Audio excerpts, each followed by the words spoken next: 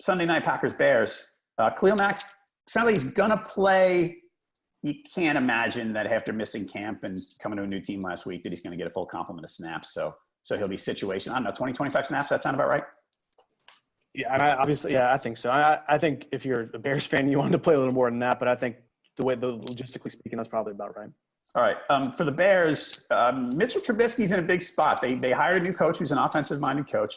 They brought in Trey Burton, a tight end, who a lot of people have high hopes for. They brought in Allen Robinson, play wide receiver, who's been a number one, who actually had 1,400 yards a couple of years ago for the Jags. Mitchell Trubisky, there's some expectations. Last year he was a rookie. People didn't expect much. Now things are different for him. Do you think he's going to come through? It's hard to say. I mean, he showed a little bit of spark last year in some games. His stats aren't great from last year, but he did some good things.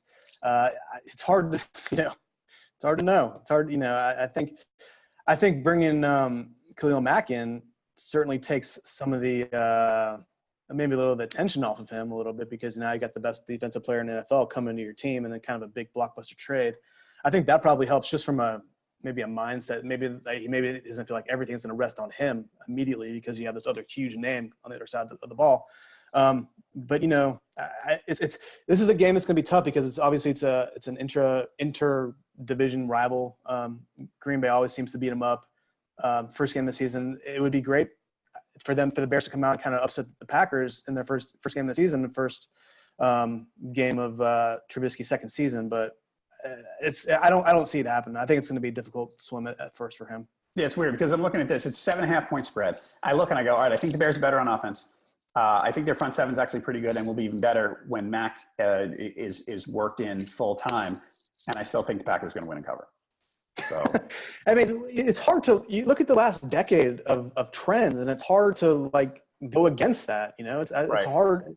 It's hard to kind of wrap your mind around, okay, Trubisky's going to be a top 10 quarterback and they're going to be really good and they're going to have a chance to win the division when it's been so long since they've been in that spot. I think it's hard to kind of get your mind around that. Right. Okay. We're going to take a look at the Watch picks on that one. Right now we have 53% Packers against spread. It's a big number at 7.5. So a lot of people are picking the Bears. Straight up, we got 90% Packers. So there you go. You know what? I just looked. I actually picked the Bears against the spread. It was, would you say 7.5? You said? Yes. Yeah, I went with the Bears for some reason. Right. I guess I still have questions about the Packers and how good they're how assuming Aaron Rodgers is as good as he was. I guess I still have questions about that in my subconscious.